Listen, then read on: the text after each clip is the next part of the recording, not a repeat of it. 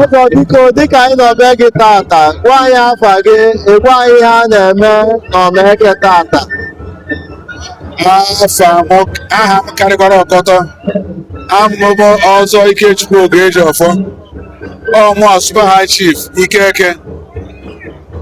Anyị na-akwa nsị tata. Anyị na-eme seremoni ịkwa nsị. Ịma na ndị eke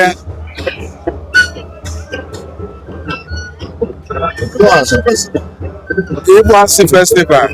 Ịma na ndị eke during the olden days anyị gbara wọk obodo niile na-abịa basa anyị ọgụ na-aghọta mana by his grace Chukwu ya anyị the power and grace anyị na-emeri ha ncha niile ute egwu anya ka anyị ji celebrate si anyị jeche ewu ahụ nata anyị were ihe celebrate ye anyị mechezie at a time tiezie egwu a na the war anyị were egwu a na-abịa obodo ahụ nso ha ji agbakpuo feel na anyị dị 1 million ọgụ na-aghọta because of the noise so ọ ya bụ ihe anyị na-akpụ anọ erotie once in a year anyị wee anatakwana sị ka anyị dịkwa happy because ọ dịrị isi.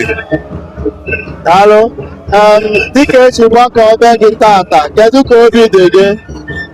Ọkwa ka nnata ọkwa Abuja ka anyị bezi mụ na nwanne m nwoke Abuja ka anyị nọ wee sị ka anyị nata ka anyị bịa kwanyere ụmụba anyị ugwu kwanyekwere ụwa anyị ugwu by enjoying with them. Do you understand me? Because we are rejoicing.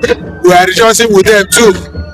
Yes. Kedu ihe nwere ike ịgwa youth gbasara emume ịkwa nshi? Ihe anyị na-agwa youth bụ ha yomiwe ezigbo omume. Ọkụ ị na-aghọta mụ na ebe a na gwara ndị youth ọma nga ha empower ha at least ka ha wee mee poultry farm. Before 1 or 2 weeks now, I will give them the money that is enough to do poultry farm.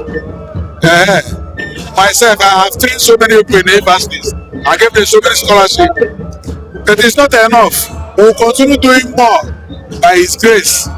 Ebe ọ bụla Chukwu na-eweta ihe eji eme, anyị ga na-eme na-aga n'iru n'iru. So ana m asị ụmụ youth, ewepụnata aka na nke a, uru adịrọ na ya. Ha chọọ ihe ha ga na-eme, no matter how small. I believe from nothing. No.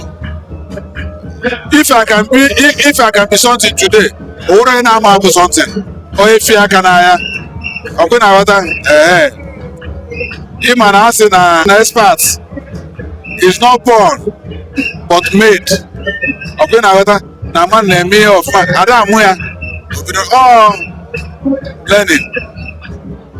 So, ndụmọdụ ọzọ tata to ụmụaka na-ahapụ group ihe ọsịse tinye aka n'ihe ha ga-eme ga-abara ha uru. Ọzọ deme. Daalụ. We are ready to help them. Thank you. Out of poverty by God's grace. Thank you. Onye ekwetekwe o. Chi ekwete. Onye ekwetekwe chi ekwete. Deme sa. Daalụ.